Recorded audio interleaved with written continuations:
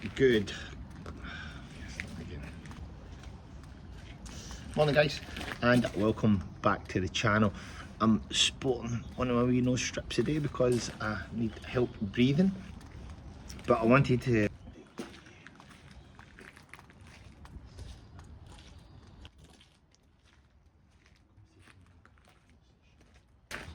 what's going on, guys, and welcome back to the channel. I have got myself a nice wee walk this morning because work has been called off for landscape.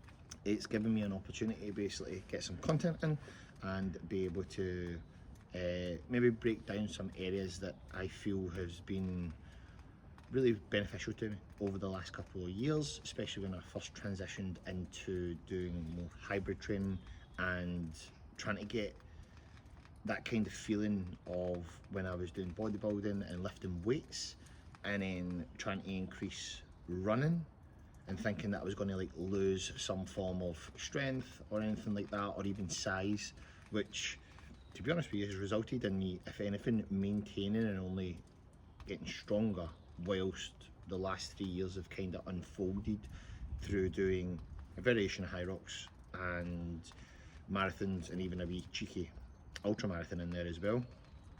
And I just wanted to document what's really been working for me in terms of nutrition and how to balance that out in between everything.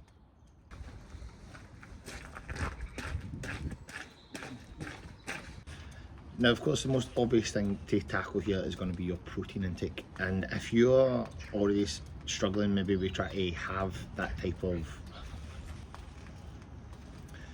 the first one, right, so the first thing we're going to tackle is protein intake. That's really important when it comes to balancing, weight training with endurance work. If you're going to fall under the threshold of protein intake, then it's going to be the first thing that your body starts to notice in terms of when you start to lose out and lose some body mass. So for me, I always make sure that is one of the key areas that I consume for my entire day. I usually like to start my day with higher protein and higher fat in the morning. Personally, it just makes me feel better overall as the day unfolds. And then if I'm going to be, say, training later in the day, that's when I start to introduce carbohydrates, but I'll talk about that on another video. I want to really focus on just protein and some of the things that is kind of overlooked. I'm a huge advocate for getting animal-based proteins or proper proteins that your body can recognize and use.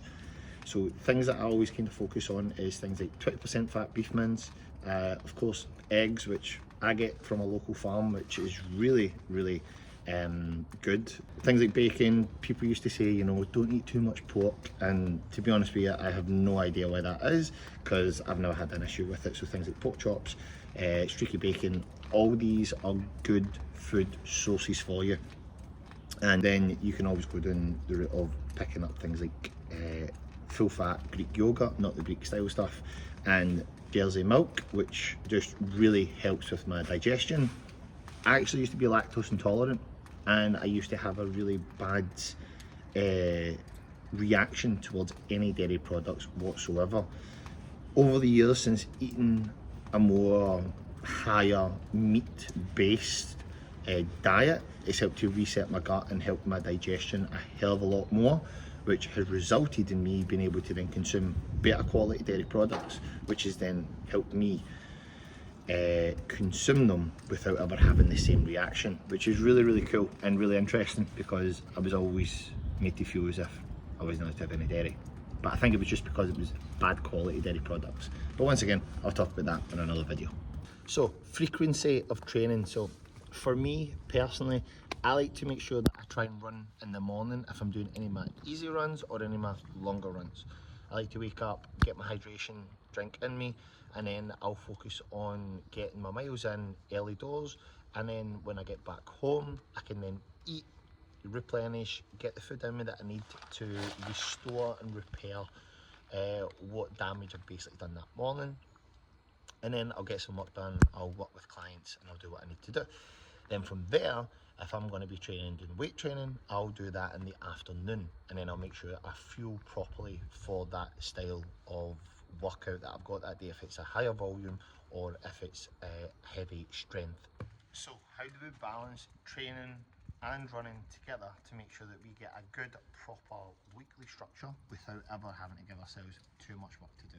So how I would look at that in terms of my overall week is I usually use a whiteboard and I'll write down AM training, and then followed by that I'll do PM training. Now that can always be just steps in the morning, and then in the PM that could be your run, or you could swap that around, or you could put in your weight training days there, however you feel is best suited to your work week, depending on your work itself and which schedule and what other commitments you have to stick to. So for me, I use a nice little structure of 3 to 4 times a week I'll run, and then 3 times a week I'll do weight training. I'm 10 weeks out from my Hyrox event, so for me at the moment I'm trying to increase more higher frequency runs in terms of interval training over my zone 2 work, because I did a lot of that zone 2 work back in the winter time and in autumn time to try and build up the engine to make sure that I was getting what I needed for my heart and lungs to then function properly. That style of training is always best done as far out from your event as possible, whether that's a Hyrox event or whether it's a endurance run or anything like that. You want to do all your zone 2 work as far away from that event as possible, because you're going to need really long, slow, steady progression for your heart and lungs to really catch up and see a bit of progress, so that way your heart rate doesn't increase too rapidly in your training.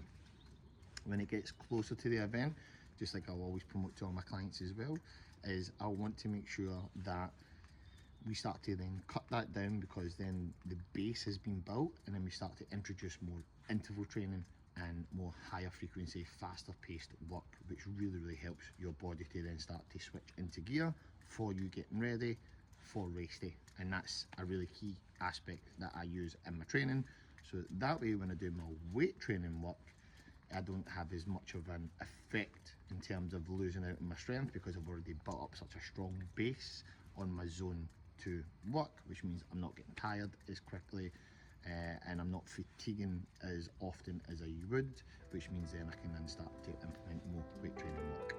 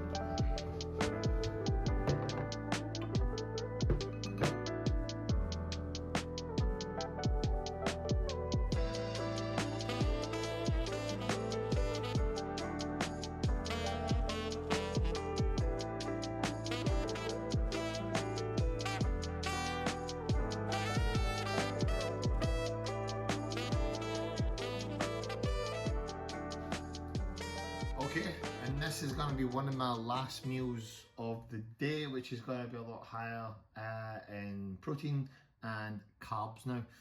Everything has been good for today. It's been a lot more productive work-wise, and doing all my client check-ins, planning for the week, and just allowing my body to recover due to intense training from last week. So the plan would be to make sure that I go a run tomorrow, an easy run preferably. I'll get up early for that. But this is just one more thing that I used to make a mistake on, is not giving myself enough rest, and where I would usually, do too much and overwork myself, and I would burn out both mentally and physically from working and from training, and it was just always really destructive in my overall progress. So what I've learned over the years is, when you know that you should rest and just relax, don't worry too much about it. Like even today, like I've only done like maybe 5,500 steps, all right? I'll probably do one more walk later on after this, just to move after eating, and then that'll be like it for my steps, and then I'll properly just stop altogether. That'll be the plan, so that way I can give a better session tomorrow and for the rest of the week, rather than, you know, say having a more easier day, let's just say, and then try to be like, right, cool, I'll cram in a training session, when really you should have probably rested instead. As well as on the weekdays where I can get some rest, that's where I'll make sure that I sit down and just relax as well and chill out. Hence why I'll watch a wee bit of the telly as well, just recover. Like I says, I was a bit of a late starter to the what we do in the shadows, but honestly, like I think it's so funny and witty and just such easy watching. I don't know if anybody else watches it, but it's so good. I'm glad that I've got 4 seasons to watch over the coming weeks or months to help keep me occupied as well. But anyway, I'm gonna go and eat this lovely meal, and then with lots of spices, and I'm gonna chill, and then I'm gonna go and shower. So yeah, that's it.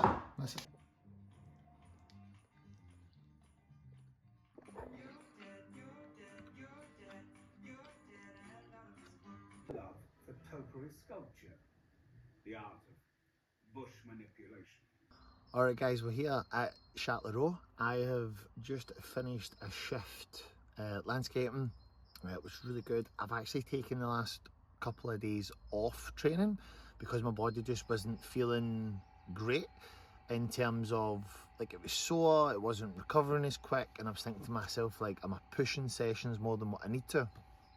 And just to lead on from what I said previously about maybe overtraining and what being the mistake that I used to make, is it's really good to like try and stick to your rules with that and not get too caught up in your own, I guess, your own kind of biases towards training, because you're like, no, I can do this, I can do this. I know that I could have trained yesterday and done some weight training of something, of some sorts. However, I know that I'm only kind of pushing the potential of me basically not being able to give my fullest performance and be at my best potential.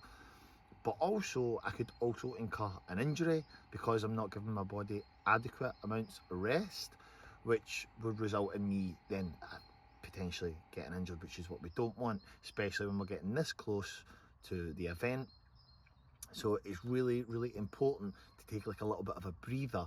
And I was actually saying this to one of my friends there. I was like, we've not taken any time off at all from training since like about October time. Not really taking a break. All right, Christmas and all that is different, but I'm not actively taking any like proper rest. So it's probably a good idea to have this rest now, and then being able to like knuckle down again and get straight into training, compared to not doing it at all, getting to race day and realising I didn't take any time off. Like, I didn't actually let myself properly recover.